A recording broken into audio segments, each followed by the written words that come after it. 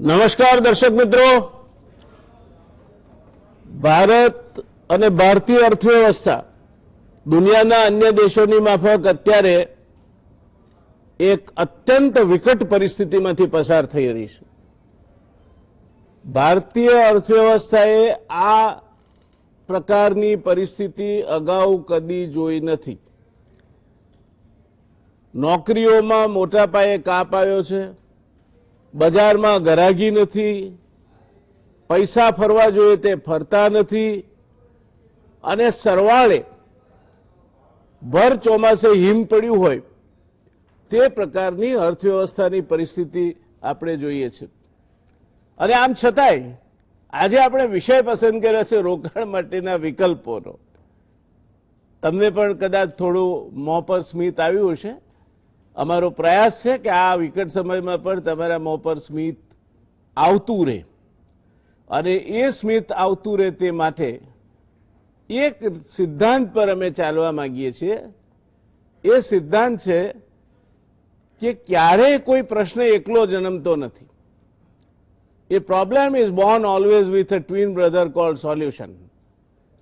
કોઈ પણ પ્રશ્ન જ્યારે ઊભો થાય ત્યારે એનો જોડિયો ભાઈ, એનો ઉપાય પણ સાથે જ જન્મ લે છે.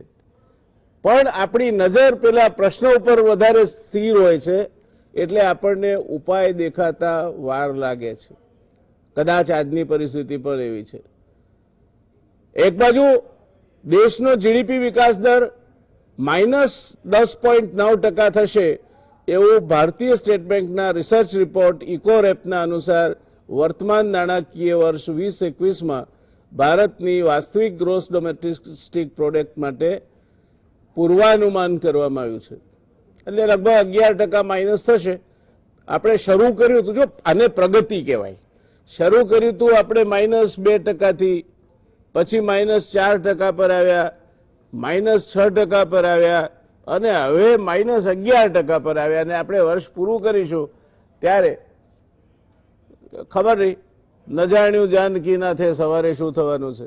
પણ અર્થવ્યવસ્થા ધીમી પણ મક્કમ ગતિએ એ ખીણ ભળી ગતિ કરી રહી છે. એપ્રિલથી જૂન મહિનાના ચાલુ ક્વાર્ટરમાં, પ્રથમ ક્વાર્ટરમાં દેશના અર્થતંત્રમાં રેકોર્ડ 23.9%નો ઘટાડો થયો છે.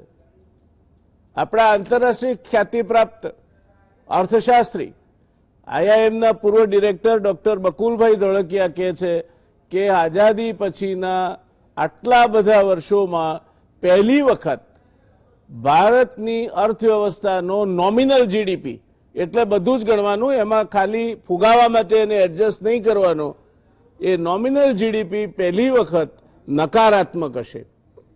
એટલે આપણે એ દિશામાં પણ રેકોર્ડ કરવા માટે આગળ વધી રહ્યા છે. ત્યારે પ્રશ્ન થાય કે શું કરવું? બેંકોમાં ડિપોઝિટ વધતી ચાલી છે, રિઝર્વ બેન્કે રિવર્સ રેપો રેટ ઘટાડ્યો. એને એવું હતું કે રિવર્સ રેપો રેટ ઘટાડીશું એટલે બેંકો ત્યાં પૈસા લઈ મૂકે, એ પણ નથી થયું. બેંકો નાણાં ધીરી અને ઉદ્યોગોમાં અને અર્થવ્યવસ્થામાં તેજી લાવશે, એમાં પણ કંઈ આપણે જાજુ કોઈ આશાનું કિરણ દેખાતું નથી. અને એને કારણે લોકો હવે સલામત રોકાણ કઈ રીતે રહે અને એને ક્યાંય આમ તેમ કર્યા વગર જે છે તે જાળવીને બેસી રહું ને એમાંથી જે કંઈ મળે તે રળી ખાવું, એ નિર્ણય પર વેપારીઓ, એ નિર્ણય પર કદાચ નાના ઉદ્યોગકારો, એ નિર્ણય પર મધ્યમ કક્ષાના ઉદ્યોગકારો, એ બધા જ અત્યારે એ સ્થિતિમાં જીવી રહ્યા છે. અને મને લાગે છે 2020-2021નું વર્ષ એમના માટે આ જ રીતનું જવાનું છે. દોસ્તો, ત્યારે તમે કદાચ નવાઈ લાગતી છે, શેર બજાર શેની કૂદાકૂદ કરે છે? હમણાં કૂદ્યું, પછી પાછું પડ્યું કે ચીનની સાથે યુદ્ધ થવાનું છે, વળી પાછું આજે કૂદ્યું. એટલે આ કૂદકા ઉછળકૂદ એની ચાલુ રહેવાની. તો રોકાણ કરવું હોય તો શેમાં કરાય? અત્યારે આપણી પાસે પૈસા હોય, ઉદ્યોગો એને ચાલુ મૂડી તરીકે વાપરવા ન માંગતા હોય, ઓર્ડર હાથ પર ન હોય, નાણાં પોતાની પાસે પડ્યા હોય, તો એ નાણાંને કમસે કમ કઈ રીતે ઉપયોગમાં લેવા જેથી જે છે તે ધોવાઈ ન જાય અને કાંઈક આપણને રિઝનેબલ જેને કહેવાય એટલું વળતર મળે. રોકાણ કરવું હોય તો એની એક સામાન્ય ફિલોસોફી, જો કે આપણી પાસે ત્રણેય ગણમાન્ય એના નિષ્ણાતો છે. આપણી સાથે આ પેનલ પર IIMના MBA અને નાણાકીય વ્યવસ્થાપન અંગે તેમજ ઇન્ફ્રાસ્ટ્રક્ચર અંગે કેટલીક રાજ્ય સરકારોના મુખ્યમંત્રીના સલાહકાર એવા નયનભાઈ પરીખ છે. હમણાં જ એમણે બાંગ્લાદેશની યુનિવર્સિટીમાં કંઈક આ અંગે એન્ટરપ્રિન્યોરશિપ બાબત પોતાનું પ્રવચન આપ્યું ને લોકોને ખૂબ પ્રભાવિત કર્યા. રવિભાઈ દિયોરા, એને કંઈ ઓળખાણની જરૂર નથી.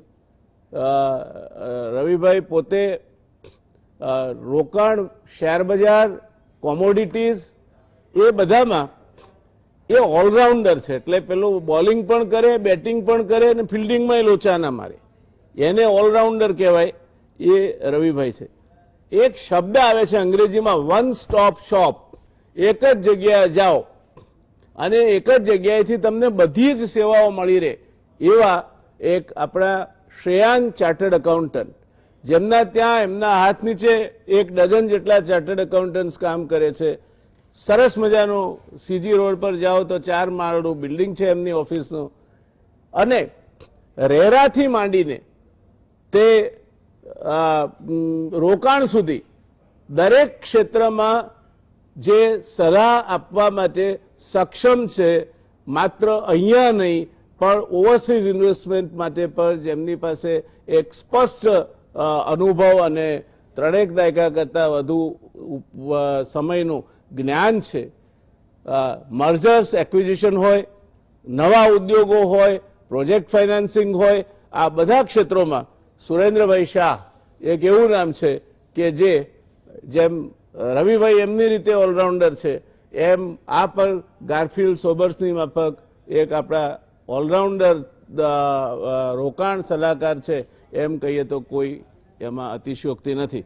ત્યારે આપણે આ ત્રણેય નિષ્ણાતોને આજે પૂછવું છે કે 100 રૂપિયા મારી પાસે છે અને એ 100 રૂપિયાનું મારે શું કરવું? બેંકમાં મૂકી રાખવા, એમાંથી સોનું ખરીદી લેવું, જમીનમાં ક્યાંક કોઈક પ્લોટ મળતો હોય તો એ લઈ લેવો, ફ્લેટ લેવો, શહેરમાં રોકવા, કઈ રીતે હું મારું રોકાણનું આયોજન કરું તો મને આજની પરિસ્થિતિમાં મારા પૈસા સલામત રહે, ધોવાઈ ન જાય અને બીજા બધા ઇન્સ્ટ્રુમેન્ટ પણ છે રોકાણ માટેના, એ બધામાં થઈને રોકાણ કરવું હોય તો શું કરવું જોઈએ? આ દેશમાં માથાદીઠ આવક, જેને સીધી પર્સનલ ડિસ્પોઝેબલ ઇન્કમ એટલે કે પોતાની પાસે રોકાણ પાત્ર આવક સાથે સંબંધ છે, એ માથાદીઠ આવકમાં મહારાષ્ટ્રની માથાદીઠ આવક 2017-18 દરમિયાન 1,76,101 રૂપિયા હતી. એનાથી થોડીક જ ઓછી 1,74,652 એ ગુજરાતની માથાદીઠ આવક છે. ભૂલવું ના જોઈએ કે મહારાષ્ટ્ર પાસે કમર્શિયલ કેપિટલ ઓફ ઇન્ડિયા, દેશનું આર્થિક રાજધાની એવું મુંબઈ એ મહારાષ્ટ્ર પાસે છે અને એટલે મહારાષ્ટ્ર થોડું આગળ છે એ નવાઈનો પ્રશ્ન છે. ગુજરાત અર્થવ્યવસ્થાના વિકાસ બાબતમાં પોતાની જાતને અને ગુજરાતી એન્ટરપ્રાઇઝને, ગુજરાતના રોકાણકારોને એ ચોક્કસ પીઠ થાબડી શકે કે વી હેવ ડન વેલ. અને આપણે દેશની માથાદીઠ આવક જે છે 1,14,958 રૂપિયા 2017-18ની, એના કરતાં બંને રાજ્યોની આવક ઊંચી છે અને સ્વાભાવિક રીતે એટલે મહારાષ્ટ્ર અને ગુજરાત એ એમની રીતે રોકાણકારો છે. કેરાલાને આપણે નથી ગણતા અત્યારે, એ જુદા પ્રકારનું રોકાણકાર છે કારણ કે ત્યાં ગલ્ફમાંથી જે પૈસા આવે છે તેના કારણે રોકાણ માટેની તકો ઊભી થઈ છે. પણ આપણે આજનું જે ફોકસ કરવું છે તે આજનું ફોકસ આપણે આ વાતને લક્ષમાં રાખીને કરવું છે. શરૂઆત આપણે કરીશું એ પહેલા ગુજરાતની અને મહારાષ્ટ્રની પ્રજા રોકાણ કરવામાં પહેલેથી જ નિષ્ણાત ગણાય છે, પણ નોટબંધી, GST ત્યારબાદ કોરોનાને પગલે લોકો પાસે રોકાણ કરવા માટે ક્યાંક નાણાંમાં થોડોક તોટો આવ્યો છે, ખોટકો આવ્યો છે. અને એટલે ત્રણેય નિષ્ણાત પેનલના સભ્યશ્રીઓને મારે આ એક કોમન પૂછવું છે કે લોકો પોતાની કમાણીનો અમુક ભાગ સુરક્ષિત જગ્યાએ સારું રિટર્ન મળે તે માટે કરે છે. દર્શક મિત્રો, અમદાવાદનો રોકાણકાર છે ને અથવા ખરીદનાર, એનો પાયાનો સિદ્ધાંત છે. અમદાવાદી ખરીદનાર અથવા રોકાણકાર એ બજારમાં તો જ જાય અને બજારમાંથી તો જ કંઈક ખરીદે, એની 4 શરત હોય. પહેલી, એ સસ્તું હોવું જોઈએ. બીજી, એ સારું હોવું જોઈએ. ત્રીજી, એ નમતું હોવું જોઈએ, એટલે બીજા કરતા થોડું વધારે વજનમાં મળે. અને ચોથી, ઉધાર મળે એના જેવું કે નહીં. આ 4 વસ્તુ ભેગી થાય તો અમારો અમદાવાદી કંઈક વસ્તુ ખરીદવાનો નિર્ણય કરે. ત્યારે શેર બજાર, મ્યુચ્યુઅલ ફંડ, સરકારી પેપર્સ, ફિક્સ ડિપોઝિટ, સોનું, ચાંદી, રિયલ એસ્ટેટ, આ બધી બાબતોને ધ્યાનમાં લઈને આ ત્રણેય મિત્રોને મારી વિનંતી છે કે તમે શું સલાહ આપશો. અત્યારે બેંકનો ફિક્સ ડિપોઝિટ ઉપરનો વ્યાજ દર ઘટ્યો છે. મ્યુચ્યુઅલ ફંડમાં જાજુ આકર્ષણ રહ્યું નથી. સ્ટોક માર્કેટમાં મોટી વધઘટ અને અનિશ્ચિતતા છે. ત્યારે લોકો સોના ચાંદીમાં રોકાણ તરફ વળ્યા છે. એમાં ભાવ નવી સપાટીએ પહોંચતા જાય છે. ત્યારે આ ભાવે સોના કે ચાંદીમાં રોકાણ થાય ખરું, એ પાયાનો પ્રશ્ન છે. પાયાના પ્રશ્નથી શરૂઆત કરીશું આપણે રવિભાઈ આપનાથી, કે અત્યારે જે સોના ચાંદીના ભાવ છે એ ભાવે સોના ચાંદીમાં રોકાણ કરવું કેટલું યોગ્ય છે અને આપ શું સલાહ આપો છો બાબતમાં? ડેફિનેટલી અત્યારે જે રીતે તમે કીધું, આર્થિક પરિસ્થિતિ, રોકાણકારોનું જે રિસ્ક એપેટાઇટ છે જે અમે રોજબરોજ ફેસ કરતા હોય છે એ થોડું ઓછું છે. કારણ કે અત્યારે બેઝિકલી મારી એવી એડવાઇસ છે, જે પણ લોકો આ પ્રોગ્રામને લાઈવ સાંભળી રહ્યા છે, કે આગળના ઘણા શોમાં પણ મેં કહ્યું હતું કે જે લોકો અત્યારે પોતે કમાઈ રહ્યા છે, સારી કમાણી કરી રહ્યા છે, એ એટલીસ્ટ પોતાના 1 વર્ષ ઘર ચાલે એટલું જે પણ કેપિટલ છે એ પોતે સેફ જે ઇન્વેસ્ટમેન્ટ છે, એમાં લિક્વિડ એફડી છે કે પછી ડેટ મ્યુચ્યુઅલ ફંડ છે, એમાં એકવાર કરીને એક ઇમરજન્સી ફંડ તૈયાર કરે. કારણ કે આ ઘણી જરૂરિયાત છે. મેં અત્યારે અમે ફેસ પણ કરે છે, જોઈએ પણ છે કે ઘણા લોકો હવે મેજરલી આજે 6 મહિનાનું કોરોનાનું ગેપ પછી ઘણા લોકોનું સૌથી પહેલો પ્રશ્ન છે ઘર કેમ ચલાવવું. તો જ્યારે ફાઇનાન્શિયલ પ્લાનિંગની વાત આવે ત્યારે સૌથી પહેલા પોતાની જે ડેટ છે કે પોતાની લાયબિલિટીઝ છે ફિક્સ કરીને એટલી લાયબિલિટીઝ તમારે સાઈડમાં રાખવી જોઈએ, જેમાં બેંક લોન છે, સાથમાં જોઈએ તો તમે પર્સનલ લોન છે, કોઈ પણ લોન લીધી હોય તો એના હપ્તા 1 વર્ષના, અને સાથે તમારું જે ઘર ખર્ચ છે એ એક ગણીને એને સાઈડમાં રાખીને એને તમારી લિક્વિડ એફડી જેમાં 4 થી 5% ઇન્ટરેસ્ટ આવે છે એમાં રાખવું જોઈએ. હવે વાત કરીએ સોના ચાંદીની. સોના ચાંદી મને એવું લાગી રહ્યું છે કે પર્ટિક્યુલર જ્યાં સુધી યુએસનું ઇલેક્શન ખતમ નહીં થાય ત્યાં સુધી આઈ થિંક સોના અને ચાંદીનો જે વેગ છે એ બરકરાર રહેશે. કમ્પેરેટિવ સોનું થોડું સેફ રહેશે, કારણ કે ચાંદીમાં જે વોલ્ટાલિટી છે, ભાવની વધઘટ છે એ ઘણી મોટી છે. જ્યારે આપણે આના ઉપર શો કરો તો ત્યારે અરાઉન્ડ 54-55 હજાર ભાવ હતા, ત્યાંથી 78,000 સુધી પ્રાઇસ ગયા. અને હવે જે પ્રાઇસની ઇન્ટ્રાડે એક દિવસની જે વધઘટ છે એ 7 થી 8 હજારની છે. 8-10% મુવમેન્ટ અત્યારે સિલ્વરમાં થઈ રહી છે.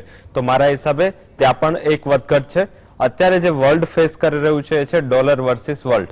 ડોલર શું છે? ડોલર ઇન્ડેક્સ એ વર્લ્ડની ટોપ 7 કરન્સી સામે બનેલો ઇન્ડેક્સ છે. આ જો ડોલર ઇન્ડેક્સ જ્યારે મજબૂત થાય છે ત્યારે જે વૈશ્વિક જે ઇન્વેસ્ટમેન્ટના પરિબળો છે, સ્ત્રોત છે, ત્યાં એક ડિગ્રોથ જોવા મળે છે. ધારો કે ડોલર ઇન્ડેક્સ અત્યારે 92 ચાલી રહ્યો છે. હવે આ 92 થી જો ડોલર ઇન્ડેક્સ 93 જશે તો સોનું પણ તૂટશે, ચાંદી પણ તૂટશે, કોમોડિટીઝ પણ તૂટશે, શેર બજાર પણ નીચે આવશે, અને આપણા રૂપિયામાં પણ આટલું એપ્રિસિએશન નથી જોવા મળી રહ્યું. તો મારા હિસાબે આ વર્ષ થોડું યુએસ ઇલેક્શનના હિસાબે ક્વેશ્ચન માર્ક વાળું છે. હજી પણ યુએસ ઇલેક્શન સુધી ગ્લોબલ ફાઇનાન્શિયલ માર્કેટ, હું ઇક્વિટી માર્કેટની વાત કરું છું, એ નીચે આવવાના કોઈ પણ સંકેતો એટલે નથી કે ન્યુયોર્ક સ્ટોક એક્સચેન્જ અને સાથે ડાઉ જોન્સ, જે એનવાયસી અને એનવાયસીમાં લિસ્ટેડ ડાઉ જોન્સ અને નાસ્ટેક છે, એ સતત પોતાના રેકોર્ડ હાઈ કરી રહ્યા છે. નાસ્ટેકે આ વર્ષે 75 વાર નવો ઓલ ટાઈમ હાઈ બનાવો, જે અત્યાર સુધીની એની હિસ્ટ્રીનું સૌથી મોટું ગેન છે. તો જો તમે ઇકોનોમીના પરિબળો જોશો તો ક્યાંય પણ એવું નથી કે યુએસના નાસ્ટેક, યુએસનો ડાવ, ઇન્ડિયન નિફ્ટી કે એ બધા આટલા બધા ગેન કરે. ભારત અર્થવ્યવસ્થાની પણ વાત કરે તો એ પણ અત્યારે ઘણી નીચે છે, પણ equity market year on year 4.2% ઉપર છે. એ બધાનું રીઝન અત્યારે લિક્વિડિટી છે. જ્યાં સુધી આ લિક્વિડિટી ડ્રાઈવ કરશે, જ્યાં સુધી સેન્ટ્રલ બેન્કો લિક્વિડિટીને ઈઝ રાખશે, ચીપ મની છે, ત્યાં સુધી લિક્વિડિટી બની રહેશે, અને ત્યાં જ સુધી મારા હિસાબે સોના ચાંદી હોય કે શેર બજાર હોય એની એક મોમેન્ટમ જારી રહેશે. સોના ચાંદીમાં મને એવું લાગી રહ્યું છે કે એટલીસ્ટ તમારા રોકાણનું ટોટલ રોકાણનું જે લોકોની રિસ્ક એજ વાઇઝ કહું છું કે 25 થી 40 વર્ષની એજ છે કે એ લોકોએ 25% જેવું અત્યારે સોના ચાંદીમાં ટોટલ રોકાણ 100 રૂપિયા હોય તો એમાંથી 25 રૂપિયા સોના ચાંદીમાં ટીલ યુએસ ઇલેક્શન રાખવા જોઈએ. જેની ઉંમર 40 થી 55 વર્ષની છે એ લોકોએ 15 થી 20% જેવો રેશિયો રાખવો જોઈએ અને 55 થી 70 જેને 10% થી ઓછા રેશિયોથી, કારણ કે એ લોકોના પોર્ટફોલિયોમાં ડેટ વધારે હોવું જોઈએ. એના હિસાબે આ રેશિયો ઉપર ગોલ્ડ અને સિલ્વર રાખવું જોઈએ. ભાવ ઇન્ટેક છે, કારણ હવે જ્યારે અર્થવ્યવસ્થાની વાત આવે છે, જ્યારે યુએસ ઇલેક્શન પૂરા થશે, કોરોનાની વેક્સિન આવશે ને કઈ ન્યૂઝ આવશે સારા, ત્યારબાદ આ જે લિક્વિડિટી, ઇઝી લિક્વિડિટી છે, ટાઈટ લિક્વિડિટીમાં કન્વર્ટ થશે. ઇન્ફ્લેશન રેકોર્ડ બ્રેક પર છે, તો આ ઇન્ફ્લેશન અને આ લિક્વિડિટીની પોઝિશન આગળ જતા સોના અને ચાંદીને ડ્રાઈવ કરશે. ફાઇનાન્શિયલ માર્કેટ એટલે કે ઇક્વિટી માર્કેટમાં કરેક્શન આવશે, પણ સોના અને ચાંદીમાં જ્યાં સુધી ઇકોનોમિક સેન્ટિમેન્ટ ફૂલ્લી રિસ્ટોર્ડ નહીં થાય ત્યાં સુધી સોના અને ચાંદીનું જે આ વેગ છે એ મને એવું લાગે છે બરકરાર રહી શકે છે. ધન્યવાદ રવિભાઈ. સુરેન્દ્રભાઈ, આપે રવિભાઈને સાંભળ્યા છે, એમનું જે મંતવ્ય છે એની સાથે આપની જે મારે જક્સ્ટાપોઝ કરવું છે એને એકબીજા સામે મૂકવા છે, એ આવનાર સમયમાં આ પરિબળોની શું અસર થશે? પરિબળ નંબર 1, જાન્યુઆરી ફેબ્રુઆરીની આજુબાજુ રસી બજારમાં આવે અને રસી ઉપલબ્ધ બને. પરિબળ નંબર 2, ભારતની સરહદે ચીન અડપલા કરવાનું ચાલુ રાખે અને મર્યાદિત યુદ્ધ એ આ બે દેશો વચ્ચે થાય અને એના કારણે યુદ્ધ જેવું વાતાવરણ દેશમાં ઊભું થાય. પરિબળ નંબર 3, અમેરિકાના ચૂંટણીમાં અત્યારનો જે પક્ષ છે એની હાર થાય અને જો બિડેન ચૂંટાઈ આવે તો આ રોકાણ ઉપર શું અસર થાય? અવાજ નથી આવતો. હેલો હેલો સાહેબ, વોલ્યુમ નથી આવતું મને. આપને ફરી કહું પ્રશ્ન. 3 મુદ્દા મેં પૂછ્યા સુરેન્દ્રભાઈ. એક કે રસી શોધાય, જાન્યુઆરી ફેબ્રુઆરીમાં રસી ઉપલબ્ધ બને અને કોરોનાનો ભય મર્યાદિત તો મર્યાદિત પણ દબાય. બીજું, ભારત અને ચીન વચ્ચે જે સંબંધો છે વધુ તંગ બને અને મર્યાદિત યુદ્ધ થાય અથવા એથી ઉલટું સરહદે પરિસ્થિતિ શાંત થઈ જાય જેની શક્યતા ઓછી છે. અને ત્રીજું, અમેરિકામાં જો બિડેન ચૂંટાઈ આવે. આ પરિસ્થિતિમાં આપણા જે અર્થતંત્ર અને રોકાણના જે ઇન્સ્ટ્રુમેન્ટ છે તેના પર શું અસર થશે એવું લાગે છે આપને? હવે સાહેબ, હું આપને પહેલી વાત તો એ કરું,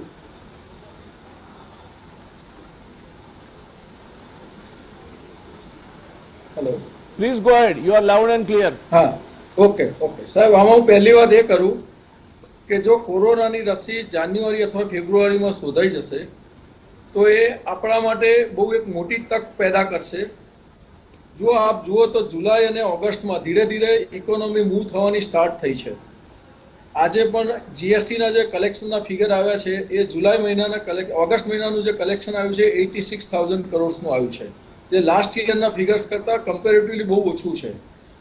એટલે આપણા દેશમાં જો રસી શોધાઈ જશે તો ડેફિનેટલી એનો બહુ જ પોઝિટિવ ઇમ્પેક્ટ આવશે અને બધા જ માર્કેટ જે અત્યારે મેઇનલી જે નેગેટિવ સેક્ટર્સ જે ચાલી રહ્યા છે, રેસ્ટોરન્ટ્સ છે, હોટલ છે, ટુરિઝમ છે, ટ્રાવેલ્સ છે, એ બધા સેક્ટર જો ફરીથી ખુલી જાય, કારણ કે ફંડામેન્ટલી જ્યાં સુધી ઇકોનોમીમાં થોડા ખર્ચા નહીં થાય, જેવા કે આજે આપણે મેરેજના માટેના ખર્ચા છે, ફંક્શન્સના ખર્ચા છે કે જે ઘણી બધી મોટી રોજગારી પેદા કરે છે, એ સેક્ટરને ખુલવા માટેની જગ્યા એક જ છે કે કોરોનાની રસી.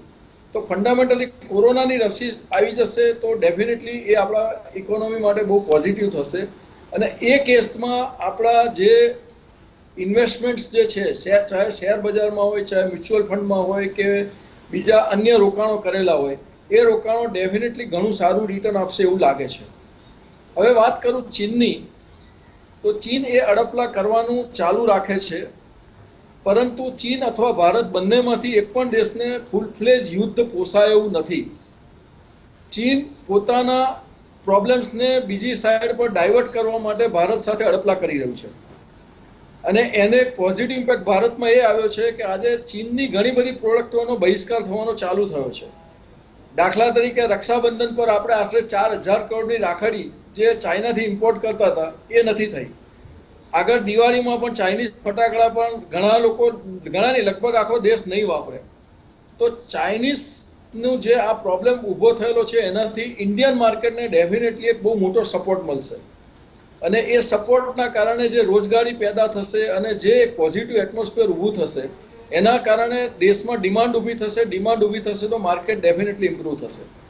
હવે સવાલ એ આવે છે કે અમેરિકાની વાત કરીએ આપણે, તો અમેરિકામાં અત્યારે જે ડોનાલ્ડ ટ્રમ્પ છે અને જે જો બિડન છે એમાં કોઈ પણ ચૂંટાઈને આવશે તો અમેરિકા માટે છેલ્લા 10 વર્ષમાં ભારત એક બહુ મહત્વનું સાથી બની ગયું છે.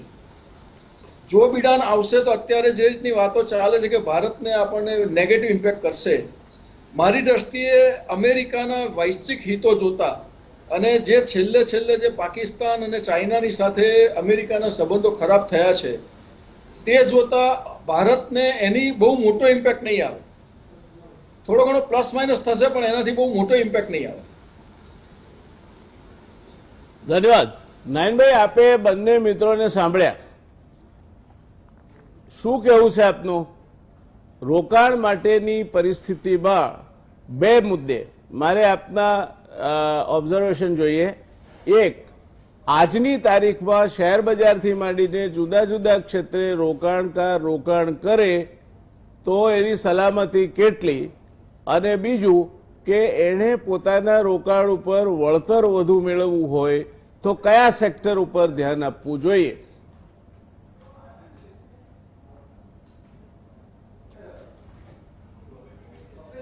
એક તો જે પહેલા કહ્યું કે શહેરમાં પૈસા રોકે તેની સેફટી કેટલી, એટલે એ શેર બજાર જે છે એ રિસ્કી છે, એ આપણે બધાએ સમજી લેવાનું છે. એટલે એમ માનીએ કે શેર બજારમાં રોકીએ અને એ ઘટશે નહીં એવું તો નથી લાગતું. એટલે છેલ્લા 10 વર્ષમાં જોઈએ તો શેર બજાર અને સોના ચાંદીમાં જોઈએ તો શેર બજાર અને સોના ચાંદીએ લગભગ છેલ્લા 10 વર્ષમાં ઇક્વલ રિટર્ન ડબલ ડિજિટમાં આપેલા છે ઇન્ડિયામાં. અને હું માનું છું કે સોના ચાંદીમાં જે રિટર્ન છે એના કરતા શેર બજારમાં આવતા 5-10 વર્ષ પણ રિટર્ન સારા જ દેખાય છે.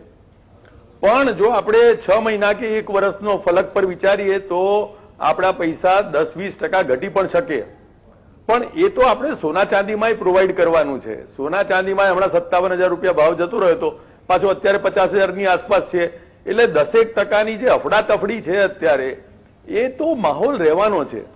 આપે જેમ કહ્યું કે જાન્યુઆરી ફેબ્રુઆરીમાં જો રસી આવી જાય પણ જો રસીમાં મોડું થયું અને પાછી જુલાઈ થઈ જો વળી પાછા સેન્ટિમેન્ટ્સ બદલાઈ જાય. એટલે હું કહું છું કે શેર બજારમાં જો કરવું હોય ઇન્વેસ્ટમેન્ટ તો આપણે એક થોડો લોંગર હોરાઇઝન પકડીને ચાલવું જોઈએ કે એટલીસ્ટ આપણે 1 વર્ષથી વધારેનો પીરિયડ રાખીએ, 2 વર્ષનો પીરિયડ રાખીએ તો વધારે સારું, અને એમાં કંઈક રિટર્ન આપણે એક્સપેક્ટ કરી શકીએ કે ભાઈ બરાબર છે. પણ સામે જુઓ ઓલ્ટરનેટિવ છે. ફિક્સ ડિપોઝિટમાં જુઓ તો અત્યારે 5% રિટર્ન મળે છે.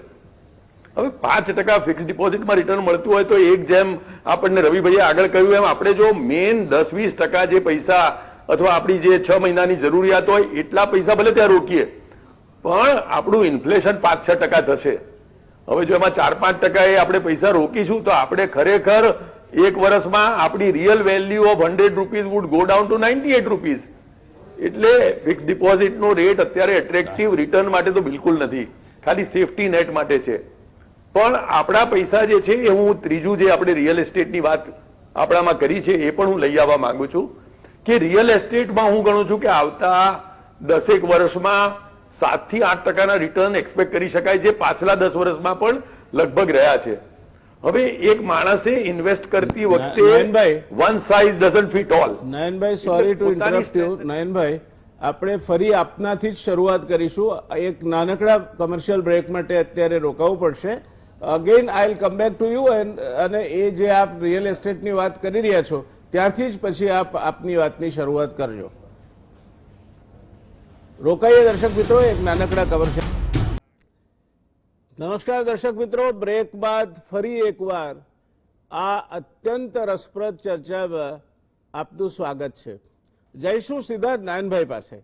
નયનભાઈ આપણને કહી રહ્યા હતા રિયલ એસ્ટેટ વિશે, રિયલ એસ્ટેટમાં રોકાણ ઉપર વળતરની શક્યતાઓ, એ બધાની સાથે નયનભાઈને મારે એક નાનો પ્રશ્ન, પૂરક પ્રશ્ન તરીકે જવાબ આપવા માટે પૂછવો છે કે રિયલ એસ્ટેટમાં રોકાણ કરવાની સલાહ ઓછામાં ઓછું કેટલું રોકાણ જેની પાસે હોય તેને આપ આપશો?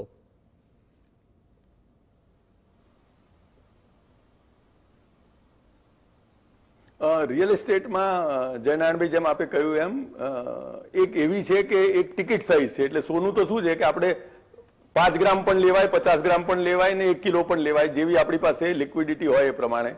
ઇક્વિટીમાં પણ આપણે 100 રૂપિયા પણ રોકી શકીએ અને 1 કરોડ રૂપિયા પણ રોકી શકીએ. પણ રિયલ એસ્ટેટ એવી એસેટ છે, એવી એસેટ ક્લાસ છે કે જેમાં આપણી પાસે એક પર્ટિક્યુલર જો અમાઉન્ટ હોય તો જ કરી શકાય. એટલે હું ગણું છું કે આપણા જે પણ દર્શક મિત્રો છે એમાંથી જે લોકોને જેમ પોતાનું ઘર નથી, યંગ લોકો છે, ભાડે રહે છે, તો અત્યારે ઘર લેવાનો વિચાર કરતા હોય તો ચોક્કસ કરે. એટલા માટે કારણ કે અત્યારે રિયલ એસ્ટેટ જરા સબડ્યુડ છે. એટલે જે ખરેખર તમે અત્યારે બાર્ગેન કરી શકશો, તમારી સારી રિયલ એસ્ટેટ લઈ શકશો. તમારે પોતાને ઘર માટે કરવું હોય તો તમને અત્યારે લોન ઓછા રેટે મળશે અને અત્યારે તમને એક સારા ડીલમાં પાછી પ્રાઇમ મિનિસ્ટરની આપણી જે સબસિડી છે એ મળશે. એટલે જે રિયલ એસ્ટેટ હું ગણું છું કે જે પોતાના સેલ્ફ યુઝ માટે હોય એ તો ચોક્કસ લઈ લો. એટલે અત્યારે લેવાનું પ્લાન કરો, ભલે 3 મહિનામાં 6 મહિનામાં જે પણ થાય. અને ઓલ ઓવર ઇન્ડિયા જુઓ અને બધા લોકો જે કોમન આપણા ઇન્વેસ્ટર છે એના નેટવર્થ જુઓ કે એવરેજ ઇન્ડિયન હાઉસહોલ્ડની નેટવર્થ છે તો એમાં 50% બધાની રિયલ એસ્ટેટમાં એટલા માટે હોય છે કારણ કે રિયલ એસ્ટેટ ઇઝી છે. રિયલ એસ્ટેટમાં અપડાઉન ઓછા છે, કોઈ વાર ઘટી શકે, પણ સોનામાં જેમ 57,000માંથી 50,000 થઈ જાય, પાછા કાલે 52,000 થાય, 45,000 થાય, એવું નથી. રિલાયન્સના શેરના ભાવ જેમ વધઘટ થાય એ પ્રમાણેની પરિસ્થિતિ નથી. એટલે જો રિયલ એસ્ટેટ માણસને ખરેખર જરૂર હોય, વાપરવાની હોય તો અત્યારે ચોક્કસ લઈ લો. એના સિવાય જો તમારી પાસે વધારે પૈસા હોય તો ઓફકોર્સ જમીનમાં લો. તો જમીન આપણે ત્યાં એક ડેફિનેટ ક્વોન્ટિટી છે, ડિમાન્ડ વધતી રહે છે. એટલે જો સારા લોકેશન ઉપર ડિમાન્ડ જ્યાં જમીનની હોય ત્યાં લો. તો અહીંયા આપણે ત્યાં અમદાવાદમાં મારા ખ્યાલથી રાંચરડા અને બધા ઘણા એરિયામાં મેં છેલ્લા 3-4 મહિનામાં જોયું છે કે ભાવ લગભગ 10 થી 15% ઓલરેડી વધ્યા છે. આ પરિસ્થિતિ છતાં, આ પરિસ્થિતિ શેના કારણે? આ બધા શેર બજાર પણ વધે છે, જમીનના પણ ભાવ વધે છે, સોનું 50-55,000 થાય છે. આ બધું શું થઈ રહ્યું છે? એક બાજુ તકલીફ છે, કોરોના છે, તકલીફો છે, અને સામે આ થઈ રહ્યું છે કારણ કે અત્યારે બધા દેશોની અને દુનિયાભરમાં બધી સરકારોની ટોટલ જે નોટ પ્રિન્ટિંગ વાળી એક્ટિવિટી છે એમાં લગભગ એક અંદાજો માંડીએ તો 850 લાખ કરોડ રૂપિયાના જેટલા રૂપિયા છપાયેલા છે, ઇક્વિવેલન્ટ. એટલે હું ગણું છું કે લિક્વિડિટીનો એક મોટો ડોઝ છે. એટલે જેમ કોઈ મરવા પડ્યું હોય ને આપણે સ્ટીરોઇડ આપીએ એમ અત્યારે ઇકોનોમીને સ્ટીરોઇડના ઇન્જેક્શન બધી જ સરકારો નોટ પ્રિન્ટ કરીને આપે છે અને એના કારણે અતિશય જે લિક્વિડિટી ઊભી થઈ છે એ બધા સેક્ટરને ડિરાઈવ કરે છે. આપણે પણ આજનો આ ટોપિક એટલા માટે સિલેક્ટ કર્યો છે વ્યાસ સાહેબ કારણ કે લોકો પાસે ઇન્વેસ્ટ કરવા માટે કંઈક છે. જો હોત જ નહીં તો આપણે એ જ ટોપિક લેત કે અત્યારે સર્વાઈવ કેવી રીતે કરશો, આ સમય કેવી રીતે કાઢશો, પણ આપણે કહીએ છીએ કે ઇન્વેસ્ટ ક્યાં કરશો. એટલે હું ગણું છું કે આપણે પણ સ્વીકારીએ છીએ કે એક લિક્વિડિટી છે. લિક્વિડિટી લોકો પાસે જે આવી છે જુદા જુદા કારણોસર, સરકારની સ્કીમોના સર, નોટો છપાઈ છે એના કારણે, રિઝર્વ બેંક ઓફ ઇન્ડિયાની પોલિસીના કારણે, ચીપ મનીના કારણે, ઓછા વ્યાજના કારણે, એ બધાના જે કારણે આવી છે એમાં હું ગણું છું કે એક ઇન્વેસ્ટરે પોતાના પૈસા 3 સેક્ટરમાં ડિવાઈડ કરવા જોઈએ. એટલે જો એની પાસે રીઝનેબલ સરપ્લસ હોય તો રિયલ એસ્ટેટ પોતાની જે જરૂરિયાત હોય એ તો લઈ જ લેવું. એના ઉપરાંત જે હું ગણું છું કે સોનું અને ઇક્વિટી શેર બજાર એમણે છેલ્લા 10 થી 15 વર્ષ અથવા ઇવન 20 વર્ષ કહું તો લગભગ ઇક્વલ રિટર્ન આપેલા છે. પણ જો છેલ્લા 50 વર્ષનો ફલક લઈએ તો ઇક્વિટી જેવું રિટર્ન ઇવન સોનાએ નથી આપેલું. એટલે છેલ્લા 50 વર્ષમાં જોઈએ તો ઇક્વિટીએ લગભગ 15% ઉપરનું રિટર્ન આપ્યું હશે, સોનાનું લગભગ 10-11% આસપાસ હશે. એટલે હું ગણું છું કે એક લોંગર હોરાઇઝનમાં માણસે સોનું અને ઇક્વિટી, અને સોનું અત્યારે ખાસ કારણ કે અનસર્ટનિટીનું બજાર છે. આપણે બધી વાતો કરીએ છીએ કે કદાચ રસી આવી જશે, ના પણ આવે. બીજી બાજુ અમેરિકાનું જે આપે કહ્યું એમાં મને લાગે છે કે જો ડેમોક્રેટ આવશે કોઈ ચાન્સથી, તો હું ગણું છું કે આપણે ઇન્ડિયાનો તો ટિપિકલી ડેમોક્રેટ સાથે સૌથી સારામાં સારો સંબંધ રહ્યો છે. રિપબ્લિકમાં ડોનાલ્ડ ટ્રમ્પ જોડે આપણે એક સંબંધો કેળવ્યા છે, અલગ વાત છે, પણ એમણે પણ પોતાના રાગ કેવી જુદી રીતે બદલાય આપણને ખબર છે. જ્યારે ડેમોક્રેટ્સ જોડે તો આપણે લોકોએ ઇસેન્શિયલી વર્ષોથી ઇન્ડિયન્સ અને ડેમોક્રેટ્સ ગો ટુગેધર. એટલે હું ગણું છું કે જો ડેમોક્રેટ્સ આવી ગયા તો આપણા માર્કેટ માટે, ઇન્ડિયા માટે, ઇન્ડિયન સેન્ટિમેન્ટ્સ માટે વધારે ફાયદો થશે. ઉપરથી અત્યારની પોલિસીમાં તો ઇન્ડિયાને અમુક વાર નુકસાન થાય એવી પોલિસી કરતા પણ ટ્રમ્પ અચકાતા નથી. કારણ કે ટ્રમ્પની ક્લિયર પોલિસી છે કે એક સાઈડ ઉપર અમેરિકા અને બાકી સાઈડ પર હોલ વર્લ્ડ. એટલે અમેરિકાના જ્યાં હિતની વાત હોય ત્યાં એ ઇન્ડિયાના હિતની બિલકુલ જ અવગણના કરવા માટે જરા પણ અચકાશે નહીં. આ પરિસ્થિતિમાં દરેક રોકાણકારે હું ગણું છું કે પોતાની એક પ્રાયોરિટી જોવી. જેમ ચાંદીમાં જુઓ તો છેલ્લા 10 વર્ષમાં રિટર્ન ભલે આપ્યા હશે 7-1%, પણ એમાં 5 વર્ષ લોસીસ થયા છે, એટલે અપડાઉન છે. એટલે જો તમારી પાસે 56ની છાતી છે, જો તમારા શેર બજારમાં જેમ આ માર્ચ એપ્રિલમાં લગભગ 25% માર્કેટ ઘટી ગયું હતું, આપણા બધાના 100 રૂપિયા છે 75 રૂપિયા થઈ ગયા હતા, તો તમને રાતની ઊંઘ જાય છે? તમને 5 વર્ષમાં ભલે સારા રિટર્ન મળવાના છે, પણ આજની જે પરિસ્થિતિ છે એ તમને સુવા દેશે? જો તમારી પાસે એક કુલ માઇન્ડ હોય, જો તમારી પાસે એક 56ની છાતી હોય, તો ચોક્કસ શેર બજારમાં કરીએ. સોનામાં એ પ્રમાણે વધઘટ થોડી ઓછી હોય છે, આ 10%ની વધઘટ છે એ પણ, અને પછી રિયલ એસ્ટેટમાં જેમાં મારા ખ્યાલથી વધઘટ એનાથી પણ ઓછી છે.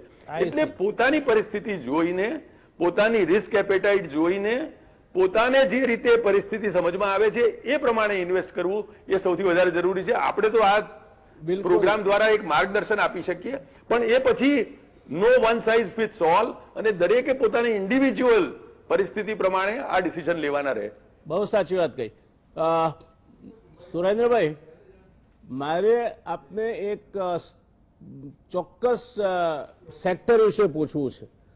અત્યારે એવી શક્યતાઓ ઊભી થઈ છે કે સરકારે, એટલે રિઝર્વ બેન્કે જે બેંકોના હપ્તા ડ્યુ થતા હતા, એના ઉપરના વ્યાજ ડ્યુ થતા હતા, એનું મોરેટોરિયમ આપ્યું હતું, જે હવે પૂરું થવામાં છે. હવે એ મોરેટોરિયમ વધારીને 2 વર્ષનું કરવાની વાત અત્યારે ચર્ચામાં છે. જો આવું થાય તો કદાચ અત્યારે જે બેડ ડેટ્સ ઊભા થવાની શક્યતા છે તેના કરતાં અનેક ગણા વધારે બેડ ડેટ્સ 2 વર્ષના અંતે બેંકોમાં ઊભા થાય. આ પરિસ્થિતિમાં આપ બેન્કિંગ શેરોને કઈ રીતે જુઓ છો, અને બેન્કિંગ શેરમાં રોકાણ કરવા માટે આપની શું સલાહ છે? હાજી, હવે આમાં બેઝિકલી એક વાત છે, જો અત્યારે આ મોરેટોરિયમ એક્સટેન્ડ કરવામાં નહીં આવે, હું સંભળાવું છું? હા, બિલકુલ, ગો હેડ. હાજી, હા, અત્યારે જો આ મોરેટોરિયમ આપવામાં નહીં આવે તો પર્ટિક્યુલરલી જે નાના યુનિટો અથવા એમએસએમઈ યુનિટો છે કે જે 50% કરતાં ઓછી કેપેસિટી અત્યારે એમની કેપેસિટી યુટિલાઇઝ કરી રહ્યા છે, તે લોકોને સખત લિક્વિડિટી ક્રાઇસિસ આવશે અને એ લોકોનો સર્વાઈવલના ચાન્સ ટોટલી ઘણા બધા આઉટ થઈ જશે. અત્યારે fittest will survive A theory બરાબર છે, પરંતુ આમાં નાના યુનિટો, પર્ટિક્યુલરલી મિડ સાઇઝ યુનિટ અને સ્મોલ સ્કેલ યુનિટ્સ છે, તે લોકોને બહુ જ મોટો એડવર્સ ઇમ્પેક્ટ આવશે. અને એ જો મોટો એડવર્સ ઇમ્પેક્ટ આવશે તો અત્યારે ઇમિજિએટ ડેથ રેટ ઇન્ડસ્ટ્રીનો બહુ મોટો થશે કે જેમાંથી દેશને રિકવર થતા ઘણા વર્ષો નીકળી જશે. આ જે 2 વર્ષ આપવામાં આવશે એ દરમિયાન આપણે એવું કહી શકીએ કે આ ઓક્સિજન આપવામાં આવી રહ્યો છે, અને એ દરમિયાન ઘણા બધા નાના યુનિટો છે, સ્મોલ સ્કેલ ઇન્ડસ્ટ્રીઝ છે, એમએસએમઈ છે, એ બધા યુનિટોને આમાંથી સર્વાઈવલ કરવા માટે ઘણા ચાન્સ નીકળશે. હવે આમાં એક 2 વર્ષની જે બ્લેન્કેટ પરમિશન મોરેટોરિયમની આપવામાં આવે છે, તેની જગ્યાએ બેંકોને પણ એક પાવર આપવો જોઈએ કે જે યુનિટો પોતાની કેપેસિટી 70-80% વાપરી રહ્યા છે, તે લોકોને મોરેટોરિયમથી થોડી ધીમે રહીને બહાર કાઢી અને તેઓની લાયબિલિટી ન વધે. કારણ કે અલ્ટિમેટલી ઇન્ટરેસ્ટ કોસ્ટ, મોરેટોરિયમ આપવાથી ઇન્ટરેસ્ટ કોસ્ટ ઘટવાની નથી. તો જો મોરેટોરિયમમાંથી જે યુનિટો સક્ષમ થાય છે અને બહાર નીકળી શકે છે, તે લોકોને ફરીથી મોરેટોરિયમ ઓછું કરવાનો એક પાવર બેંકોને ભવિષ્યમાં આપવો જોઈએ, જેથી કરીને આપે કીધું એમ 2 વર્ષના અંતે જો સરપ્લસ લિક્વિડિટી સ્મોલ યુનિટ્સ અથવા તો એમએસએમઈ પાસે હશે ને જો ડાયવર્ઝન ઓફ ફંડ થશે કે જે બહુ કોમન વસ્તુ છે, નાના યુનિટો અથવા મીડિયમ સ્કેલના યુનિટો પાસે જ્યારે બહુ વધારે પડતું સરપ્લસ ફંડ થાય છે ત્યારે નોન પ્રોડક્ટિવ એસેટ્સમાં ઇન્વેસ્ટમેન્ટ થઈ જાય છે. અને એવું જો થાય ત્યારે આપે કીધું એમ 2 વર્ષ પછી બહુ મોટા પાયા પર એનપીએ થવાની શક્યતા રહે છે. એટલે બેંકોને એક આરબીઆઈએ અને સુપ્રીમ કોર્ટે સાથે સાથે એક પાવર આપવો જોઈએ કે જે યુનિટો ધીમે ધીમે બહાર નીકળી રહ્યા છે તે લોકોના માથે દેવાનું ભારણ લાઈફ ટાઈમ રાખવા કરતા તેઓને મોરેટોરિયમનો પીરિયડ અથવા તો તેઓનું બલૂનિંગ કરી અને એમની લોન કઈ રીતે ઘટી શકે એ વિચારી અને એ લોકોને એવી ફેસિલિટીમાં બેંકોને પણ પાવર આપવા જોઈએ. આ મારો વ્યૂ છે. હવે આપ જે કહી રહ્યા છો કે બેંકોના શેરોમાં ઇન્વેસ્ટમેન્ટ કઈ રીતે કરવું જોઈએ, આ મોરેટોરિયમ આપવા થકી બેંકોના શોર્ટ ટર્મમાં જે એનપીએ થવાની શક્યતાઓ છે એ ઘણી ઓછી થઈ જશે અને એના હિસાબે આવતા 1 વર્ષ દરમિયાન બેંકોના શેરોના ભાવમાં વધારો આવશે.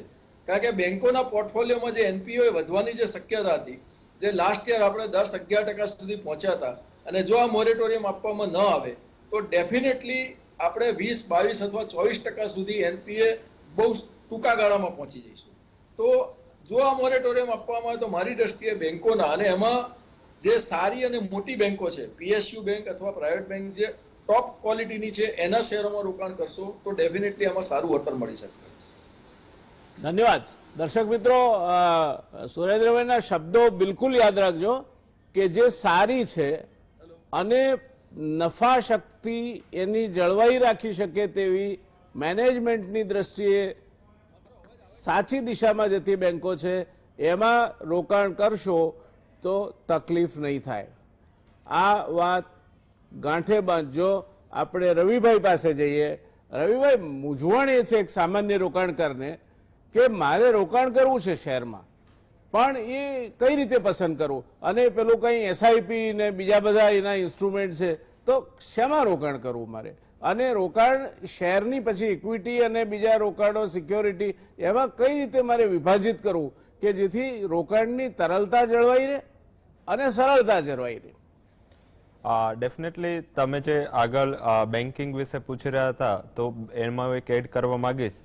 તમે રાઇટલી પોઈન્ટ આઉટ કરો ને સુરેન્દ્રભાઈ પણ, કે જે અત્યારે બેઝિકલી જે સુપ્રીમ કોર્ટમાં આનું કેસ પણ ચાલી રહ્યું છે, મારો મત આમાં તદ્દન વિપરીત છે. જો સુપ્રીમ કોર્ટ દ્વારા મોરેટોરિયમના રાહત નહીં અપાય તો બેંકો માટે જ નેગેટિવ છે. કારણ કે જો આજે મોરેટોરિયમ બેંકો 1લી તારીખથી હટાવી લે છે તો આ ક્વાર્ટરમાં જે લોન નહીં આવે અને આવતા ક્વાર્ટરમાં નહીં આવે એટલે સીધા સ્લીપેજીસમાં જશે અને સ્લીપેજીસ સામે 50% બેંકોને પ્રોવિઝનિંગ કરવું પડશે. તો મોટા પ્રમાણમાં 20-22% જો સ્લીપેજીસમાં ગઈ તો 11%નું પ્રોવિઝનિંગથી બધી બેંકો લોસમાં આવી જશે. તો મારા હિસાબે આ બેંકોએ મોરેટોરિયમ એક્સટેન્ડ થશે તો તમને એક હાઇટ થવાનો મીન્સ કે જે પણ લોન્સ છે જે રિપે નથી થતી એમાં તમને હાઇટ થવાનો એક ચાન્સ મળી જશે બેંકોને. કે આજે બેંકો પાસે 100 રૂપિયાની દર ક્વાર્ટરમાં લોન હોય છે, એમાં ફોર એક્ઝામ્પલ 10%નો એનપીએ છે, મીન્સ 10 રૂપિયા પાછા નથી આવતા એને બેંકો એનપીએ ગણે છે. હવે ફોર એક્ઝામ્પલ નેક્સ્ટ ટાઈમ એવું થશે કે 10 રૂપિયા પાછા નહીં આવે અને લોન મોરેટોરિયમમાં ગણી લેશે તો બેંકોને ઉપર એનપીએ નું ભારણ દેખાડવા માટે ઓછું રહેશે અને એના ઉપર પ્રોવિઝનિંગ ઓછી આપવી પડશે. તો આ બેંકો માટે બંને સાઈડ પોઝિટિવ છે. જો એવું વિચારો, પણ પર્ટિક્યુલર વધારે પોઝિટિવ એ છે કે બેંકો સ્ટ્રેસ સેક્ટરને 2 વર્ષનું આ મોરેટોરિયમ એક્સટેન્ડ કરી લે. હવે તમારો ક્વેશ્ચન છે કે બેઝિકલી રોકાણ માટે સિલેક્શન કેમ કરું સ્ટોક્સનું કે સેક્ટરનું, આ ઘણો મોટો પ્રશ્ન છે. સૌથી પહેલા જો તમે આ વર્કઆઉટ કરી શકો છો, પ્રેક્ટિસ કરી શકો છો તો તમારી જાતે રોકાણ કરો. આ વસ્તુ જે હું આગળ કહેવાનો છું એ જાળવી અને જાણી અને ત્યાં રોકાણ કરો. જો તમે નથી કરી શકતા તો મારા હિસાબે મ્યુચ્યુઅલ ફંડ એક સારી એવી વે છે કે જ્યાં તમે ઇનકેસ જો તમે ફાઇનાન્સ વિશે નથી જાણતા, ઇનકેસ તમને આમાં જો થોડું ઓછી ખ્યાલ આવે છે તો તમારે એસઆઈપી કન્ટિન્યુ રાખવી જોઈએ, મ્યુચ્યુઅલ ફંડ થ્રુ રોકાણ કરવું જોઈએ જો તમારા બિઝનેસમાંથી થોડું સ્ટડીનો ટાઈમ નથી રહેતો. સેકન્ડ, કે આજે જે મારા કેરિયરની મેં જે શરૂઆત કરી શેર બજારમાં અને જે મેં રિસર્ચમાં શરૂઆત કરી ત્યારે હું ડાયરેક્ટ મારી આજુબાજુની પરિસ્થિતિને જોવાથી મેં શરૂઆત કરી. તમારા માઇન્ડમાં મેક્રો પિક્ચર ક્લિયર હોવું એ અનિવાર્ય છે જો તમે શેર બજારમાં રોકાણ કરો છો. હું હંમેશા ટોપ ડાઉન એપ્રોચ રાખું છું. ઇન્વેસ્ટમેન્ટ જ્યારે ત્યારે કરો ત્યારે ટોપ ડાઉન એપ્રોચ રાખો. ટોપ ડાઉન એપ્રોચ શું છે? પહેલા ઇકોનોમી જુઓ, વર્લ્ડની ભારતની આર્થિક વ્યવસ્થા શું છે, ક્યાં જઈ રહી છે, કઈ દિશામાં જઈ રહી છે. સેકન્ડ, તમે સેક્ટર ઉપર આવો, ઇન્ડસ્ટ્રી ઉપર આવો કે આ ઇકોનોમીમાં કઈ ઇન્ડસ્ટ્રી અને કયા સેક્ટર સારું કરી રહ્યા છે. અને ત્યારબાદ તમે સ્ટોક્સમાં, જે રીતે તમે કીધું કમ્પેરેટિવ સારી ક્વોલિટી બેંક લેવી જોઈએ, તો એ રીતે પછી તમે કમ્પેરેટિવ એનાલિસિસ કરી ઇન્ડસ્ટ્રી કંપનીના અને તમે આગળ તારણ કાઢી શકો. એનું એક એક્ઝામ્પલ લઈએ. જ્યારે કોરોનાની પરિસ્થિતિ ઊભી થઈ એ ડેટ હતી અરાઉન્ડ જ્યારે વિશ્વમાં ન્યૂઝ આવ્યા એ પહેલું જ ન્યૂઝ ફેબ્રુઆરીના પહેલા વીકમાં ચાઇના તરફથી આવ્યા અને ઇન્ડિયામાં માર્ચમાં લાસ્ટ વીકમાં આપણે જ્યારે લોકડાઉન એક્સટેન્ડ અનાઉન્સ કર્યું જે મિડ ઓફ માર્ચ ત્યારે પણ જો તમે ફાર્માસ્યુટિકલ, કેમિકલ એના શેર્સના ભાવ જો અને આજના પ્રાઇસ જો તો એમાં 100 થી 300% સુધીનો જમ્પ છે. તો ઇન કેસ આવું જ્યારે પરિસ્થિતિમાં જો તમે તમારો નિર્ણય ચેન્જ કરી લેતા હોય, તમારું જો ત્યારે બેન્કિંગ ક્ષેત્રમાં કે ફાઇનાન્શિયલ ક્ષેત્રમાં રોકાણ હોય અને થોડું તમે શિફ્ટ કરીને ફાર્મા અને કેમિકલ્સ કે એવા જે એફએમસીજી બિઝનેસમાં જો શિફ્ટ કરી શકતા હો તો એ વેલ એન્ડ ગુડ છે. આ એક પિક્ચર છે. આ રીતે શેર સિલેક્શનનું ડિસિઝન લેવું જોઈએ. હવે જ્યારે તમે કંપનીને સિલેક્ટ કરો છો ત્યારે શું જોવું જોઈએ? સૌથી પહેલા અત્યારની પરિસ્થિતિ પ્રમાણે તમારે છેલ્લા 5 વર્ષનો સેલ્સ ગ્રોથ અને એનો નેટ પ્રોફિટ ગ્રોથ જોવું જોઈએ. કંપની કેટલા માર્જિનમાં, પર્સન્ટેજ ઓફ માર્જિનમાં વર્ક કરે છે, કંપનીનો બ્રેક ઇવન પોઈન્ટ કેટલા સેલ્સ પર છે, આ સૌથી મોટું ફેક્ટર છે જે ઘણા રિસર્ચ એનાલિસ્ટો છે જે ઓલરેડી પીઈપીએસ આ કરીને વાત કરીને ટાળશે. પણ હું આ એક પિન પોઈન્ટ આપું છું કે કંપની કેટલા સેલ્સ છે પ્રોફિટમાં આવે છે એ જોવું જોઈએ. કારણ કે આ ઘણું મહત્વનું છે કે કેટલા સેલ્સ પ્રોફિટમાં આવશે અને એના પછી કંપની કેટલો ગ્રોથ કરશે એના ઉપરથી તમે એની ધારણા બાંધી શકો. કંપનીનું ડેટ કેટલું છે, કંપનીનું ડેટ ઉપર ઇન્ટરેસ્ટ જે છે એ કેટલું પે કરે છે. ઘણી કંપનીઓનો 200 કરોડની ટોપ લાઈન એટલે સેલ્સ હોય છે, સામે 100 કરોડનું કંપની ડેટનું ઇન્ટરેસ્ટ પે કરતી હોય છે. તો છેલ્લા 5 વર્ષનું એનું ડેટ શું છે, ઇન્ટરેસ્ટ કોસ્ટ શું છે એ પણ જોવું અનિવાર્ય છે. સાથે કે આ કંપનીનો price earning ratio. Price earning ratio એટલે જનરલ શું છે કે આજે તમે કંપનીને 100 રૂપિયા આપો છો, એ 100 રૂપિયા ઉપર 100 રૂપિયા કમાવા માટે કંપની કેટલા વર્ષ લેશે, આ એક પ્રાઇસ અર્નિંગ રેશિયો છે. આ પ્રાઇસ અર્નિંગ રેશિયો જેટલો નીચો હશે એટલું તમને એના ઉપર વળતર પર્સન્ટેજમાં સારું મળશે. ઇન્ડિયન માર્કેટમાં જોઈએ તો છેલ્લા 10 વર્ષમાં જે CAGR રિટર્ન ઇક્વિટીમાં 11% રહ્યું છે, 20 વર્ષમાં 13% રહ્યું છે, જે આગળ વાત કરી 50 વર્ષમાં 15% રહ્યું છે. તો આ ક્લિયર ઇન્ડિકેશન છે કે 10 વર્ષ કરતા 20 વર્ષમાં ઇક્વિટી સારું રિટર્ન આપે છે, 10 વર્ષ કરતા 50 વર્ષમાં ઇક્વિટી એના કરતા પણ સારું રિટર્ન આપે છે. એટલે તમારે જો તમે લોંગ ટર્મ જોવો છો તો તમે શેર બજારને એઝ અ બિઝનેસ જો. આજે કોઈ બિઝનેસ તમે ચાલુ કરો છો, બીજા દિવસથી પ્રોફિટ લોસ નથી જોતા. આજે તમે બેંકમાં એફડી મૂકો છો, રોજ તમે જોવા નથી જતા કે મારી એફડી શું કરે છે. શેર એટલે જોવો છો કે એમાં રોજ વધઘટ થાય છે. તો આ વધઘટ તમારે જે છે એને પ્રોટેક્ટ કરવા માટે તમારે સેક્ટોરલ એલોકેશન કરવું જોઈશે, તમારે એક ડાયવર્સિફિકેશન કરવું જોઈશે. બધા એક છે એક બાસ્કેટમાં નહીં મૂકવાના. કારણ કે જો તમે જ્યારે માર્કેટ માર્ચના લોથી ઉપર આવું, 55% માર્કેટ ઉપર આવ્યું છે માર્ચના લોથી, અને ત્યારે સૌથી વધુ જે ચાલુ છે એ બેંકો પણ ચાલી છે અને સાથે સાથે તમે જોશો તો ફાર્મા પણ ચાલુ છે. ફાર્મા ડબલ થયું છે, બેંકો 40-50% ચાલી છે. પણ જો તમારી પાસે ત્યારે ફાર્મા પણ બાસ્કેટ હોતે અને જો તમારી પાસે ત્યારે બેંકો પણ હોતે તો તમને ફાર્મા બેંકોની નબળાઈથી બચાવે. અને જે બેંકો જ્યારે એગ્રેસિવ ચાલશે અને ફાર્મા હવે સ્ટેબલ થશે, વેક્સિન આવી જશે અને ભારતનું બધું જ રિઝોલ્વ થઈ જશે, ત્યારબાદ ફાર્મા લેકલસ્ટર રહેશે અને બેંકો એગ્રેસિવ ચાલશે. તો તમને આ બધા જે વધઘટ છે એને બેલેન્સ કરવાનો એક લાભ મળશે. તો આ બધા ફેક્ટર હું જોઉં છું જે અત્યારે જ્યારે હું મારું ઇન્વેસ્ટમેન્ટ કરું છું કે ક્લાયન્ટો વતી હું પોર્ટફોલિયો મેનેજર તરીકે ડિસિઝન લઉં છું ત્યારે હું આ બધા ફેક્ટરને જોઉં છું, ઘણું વધારે જોઉં છું. પણ આ સમરીમાં એઝ અ ક્લાયન્ટ કે એઝ અ તમને વ્યુઅર આટલું ખ્યાલ આવી શકે ને આ બધા ડેટા વેબ સોર્સિસ પર ફ્રી અવેલેબલ છે. અને જો આટલું ખ્યાલ ના આવે અને હજી પણ તમારે રોકાણ કરવું છે તો મારા હિસાબે મ્યુચ્યુઅલ ફંડ અને એસઆઈપી સૌથી બેસ્ટ વે છે. 2%ની એન્યુઅલ કોસ્ટ થશે એ આપી દો અને મ્યુચ્યુઅલ ફંડમાં રોકાણ કરી લો. ધન્યવાદ. દર્શક મિત્રો, આ શેર બજારનું રોકાણ છે ને ખેતી જેવું છે. એમાં ચોમાસું સારું જાય, બમ્પર ક્રોપ આવે અને જો એકાદું માવઠું થઈ જાય બધું પૂરું કરી નાખે. એટલે શેર બજારમાં તમારે રોકાણ કરવું હોય તો તમારે જાતે એને નિંદામણ કરવું પડે, એનું ધ્યાન રાખવું પડે, ખેતરમાં ટોવા જવું પડે કે ઊંડા પેલા પક્ષીઓ એનો બગાડ ના કરે, અને છેવટે સમયસર જ્યારે પાક આવે ત્યારે તમે ઘરમાં લઈ આવો તો તમે કમાયા. આ શેર બજારની ખાસિયત છે. એટલે આ કરવાની તમારી તૈયારી ના હોય તો એસઆઈપી અથવા મ્યુચ્યુઅલ ફંડમાં રોકાણ કરી અને ગોળના ઓશિકે સૂઈ જવું એ વધારે સારું, કારણ કે એ તમને વધુ અનુકૂળ આવશે. નયનભાઈ, મારે તમને પૂછવું છે કે શેરમાં ઘણા લોકો પ્રેમમાં પડે છે, શેર લે પછી શેરના પ્રેમમાં પડે છે કે આ તો વેચવાનો નથી, આટલા થવાનો. મારા એક મિત્રના કિસ્સામાં એક પર્ટિક્યુલર કંપનીના શેર, એનું હોલ્ડિંગ 6.5-7 કરોડના વેલ્યુએશને પહોંચ્યું. મેં એને કહ્યું કે તું વેચી માર, તો કે ના, આ તો આટલાય જવાનો છે. અને સરવાળે એ પછી એવો પડ્યો કે પેલું 7 કે 8 કરોડના બદલે 2 કરોડ થઈ ગયું. તો આ શેર વેચવા માટેની શું સલાહ છે તમારી? ક્યારે વેચવા શેર? એટલે જે તમે કહ્યું ને એ પેલું, અને તમે જે પ્રેમમાં પડવાનું કહ્યું ને એના સામે એક પેલી બહુ જાણીતું ગીત છે, મોહબ્બત કી દુનિયા મેં ચલના સંભલ કે, યહાં જો ભી આયા ગયા હાથ મલ કે. એટલે જો શેર બજારના તમે પ્રેમમાં પડ્યા ને શેરના, તો ગયા હાથ મલકે જેવું જ છે. પછી તમને શું પડે? અને પ્રેમમાં જે ખુવાર થાવ એની જેમ આમાં પણ ખુવાર થાવ, અને ખરેખર જયારે વેચવાનું છે ત્યારે સમજ ના પડે તો, અને એવા જે પ્રેમમાં પડે એને એ ટાઈપના આશિક મિજાજ વાળા હોય શેર જોડે, એને તો આપણે જે રવિભાઈએ કહ્યું એ પ્રમાણે એને તો મ્યુચ્યુઅલ ફંડ જ દઈ લેવા, કારણ કે પેલું કોઈ નિર્ણય લઈ શકશે, તમે નહીં લઈ શકો. એટલે હું ગણું છું કે જે પેલું આપણે વ્યૂ લેવાનો છે અને એ વ્યૂ લઈને આપણને જે રિટર્ન મળે ત્યારે નીકળી જવાનું છે. એ જેમ તમે કહ્યું એમ જો પાક આપણે ખરે સમયે જો આપણે પાક ઉતારી ના લીધો તો આ તો ફળ પાકી જશે, બગડી જશે. એટલે એક જે આપણે વાવીએ છીએ એનું જતન કરીએ છીએ એ જ પ્રમાણે એને સમયસર ઉતારી લેવો એ પણ એટલો જ મહત્વનો છે. અને જ્યાં જ્યાં જે રોકાણકારો એમાં ચૂક્યા છે ત્યાં તો એને તો પેલું નિરાશા સિવાય બીજું કોઈ પામવાનું જ નથી. Thank you. એટલે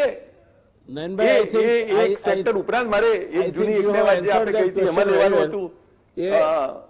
આપે બહુ સરસ રીતે જવાબ આપ્યો છે. સમયની થોડી મર્યાદા છે. મારે એક નાનો પ્રશ્ન સુરેન્દ્રભાઈને પૂછી લેવો છે. શેર બજારમાં દર્શક મિત્રોએ એ ખ્યાલમાં રાખવું જોઈએ કે શેર બજાર પૈસા પેદા નથી કરતું.